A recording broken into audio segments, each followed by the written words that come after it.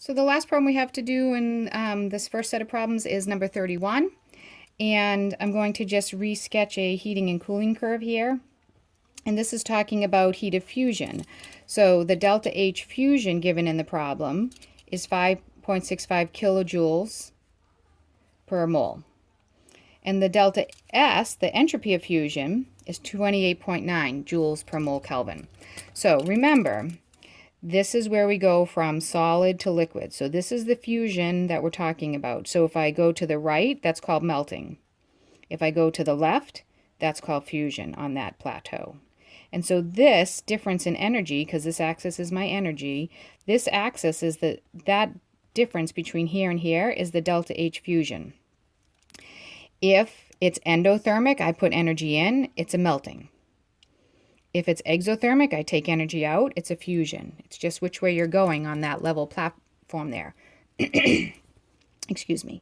Now this temperature over here, so that's my melting point, which is the same as the fusion point, but you can use those, depends on which way you're going, all right? So we're asked, will ammonia melt at 200 Kelvin spontaneously?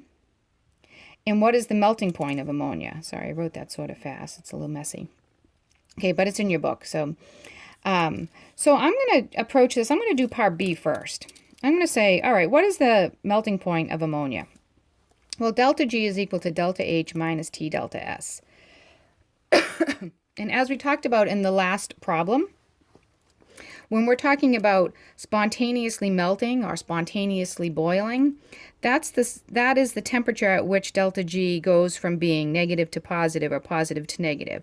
So when delta G is at 0, that's going to give us the temperature, the melting temperature or the boiling temperature, depending on what we're talking about.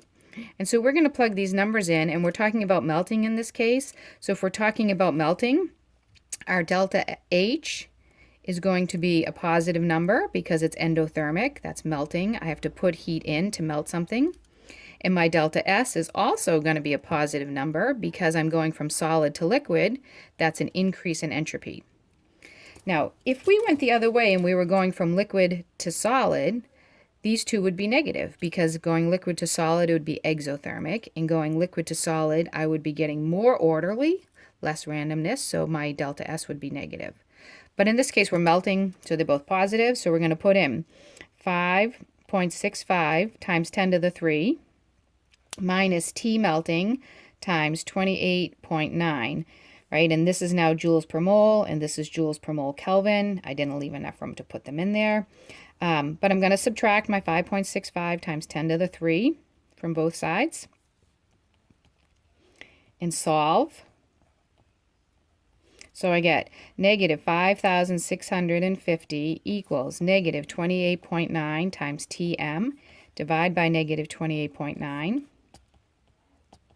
And I find that my melting point comes out to equal 195.5, so 196 Kelvin. Remember, no degree sign there.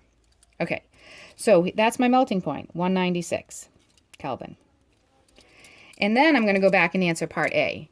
So for part A, it says, what if your temperature was 200? Would you spontaneously melt at 200 Kelvin? Well, yes, you're above the melting point. It's like an ice cube. An ice cube at 0 degrees Celsius will melt. That's where it's going to be on this plateau. Anything above 0 degrees Celsius will spontaneously melt an ice cube. And so if your temperature is above the melting temperature, you spontaneously melt. And so the answer to part A is yes, it will spontaneously melt at 200. Okay, I hope these help.